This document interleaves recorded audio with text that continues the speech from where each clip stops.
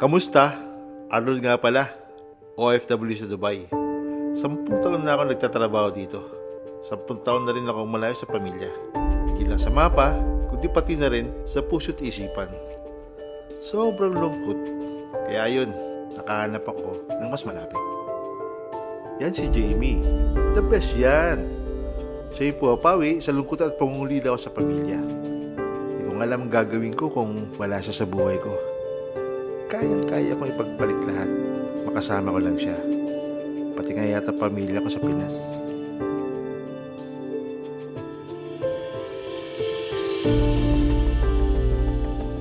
Yan naman si RG. Hindi siya boto kay Jamie.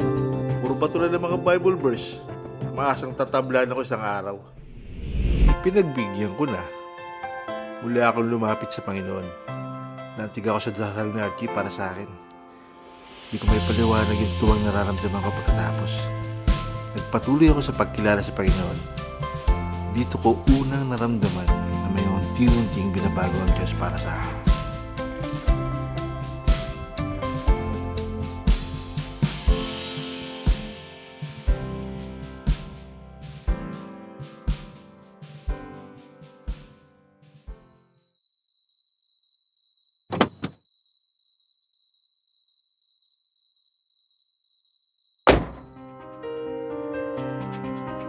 Ganito lang madalas namin eksena ni Jamie.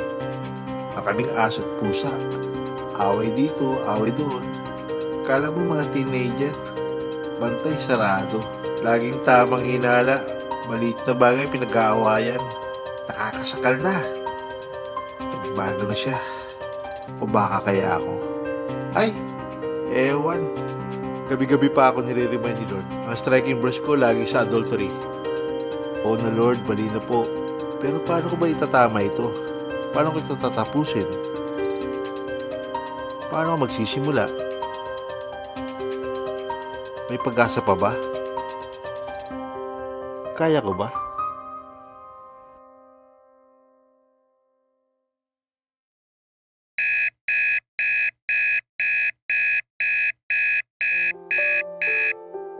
Alas 3 na madaling araw. Oras ng pakikipag-usap ko sa Diyos. Sa pagpapatuloy ko sa pagkilala sa Kanya. Nasanay na akong unahin siya sa bawat umaga. Tila ako aadik sa salita ng Diyos.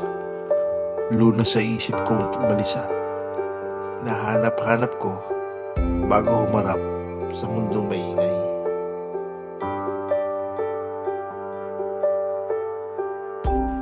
Hindi nagtagal at gumulong aming pagsasama. Nagbago na daw ako mula na sumamba ako. Nawala na daw ako ng oras sa kanya. At mas gusto ko pang magbasa ng Biblia. Kaya yun, gusto niya din akong pagbawalan sa aking pagsamba. Dumating din kami sa sakitan. Napaisip ako, hindi ito ang gusto ng Panginoon para sa akin. Sobrang bigat sa loob. At naisip ko, bakit ko nagawa ito sa aking pamilya? Hanggang sa binigyan ako ng lakas ng loob ni Lord. Tapusin na ang kasalanan ito. Buo ng pasya ko. Uuwi ako at hihingi ng tawad sa pamilya ko.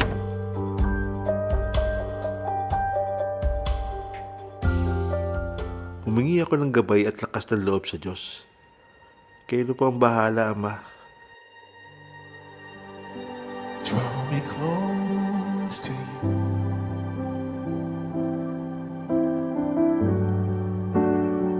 Never let me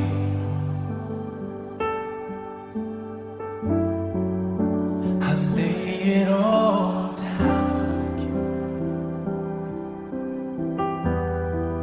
just to hear you say that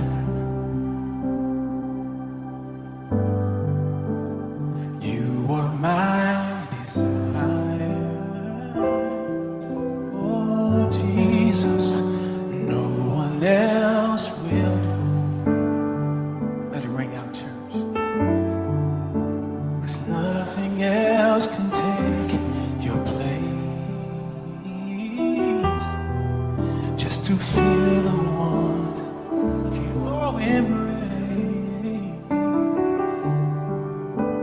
Help me find, bring me back to you.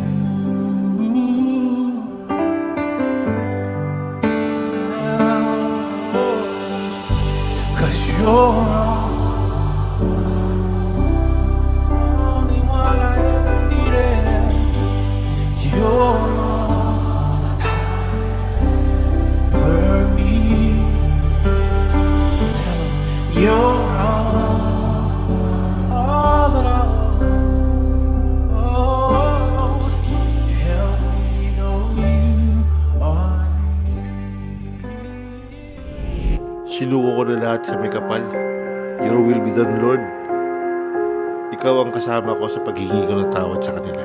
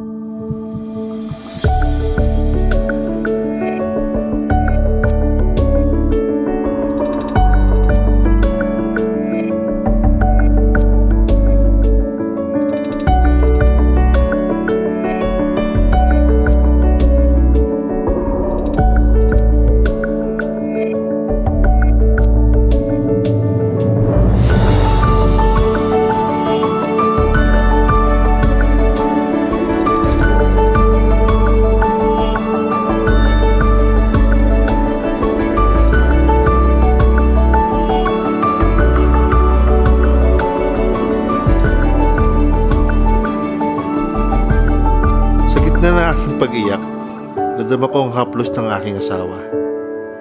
Sa gabay ng Panginoon, pinagkaloob niya sa kanya ang isang pusong puno ng pagmamahal.